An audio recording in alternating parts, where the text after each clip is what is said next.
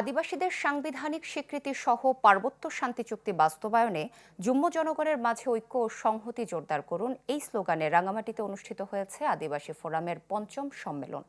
দুপুরে শহরের একটি কনভেনশন হলে অনুষ্ঠিত সম্মেলনে বক্তারা বলেন, অন্তর্বর্তীকালীন সরকার আদিবাসীদের সাংবিধানিক স্বীকৃতি সহ অধিকার ফিরিয়ে দেবে বলে আশা করা হলেও চুক্তি বাস্তবায়ন সহ সব ক্ষেত্রে হতাশা ছাড়া কিছুই মেলেনি।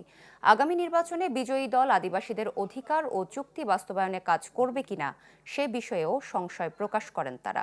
আদিবাসী ফোরাম কেন্দ্রীয় কমিটির সহ সাধারণ সম্পাদক ডাক্তার গজেন্দ্রনাথ মাহাতো, সাংগঠনিক সম্পাদক এন্ড্রু সলোমার সম্মেলনে বক্তব্য রাখেন।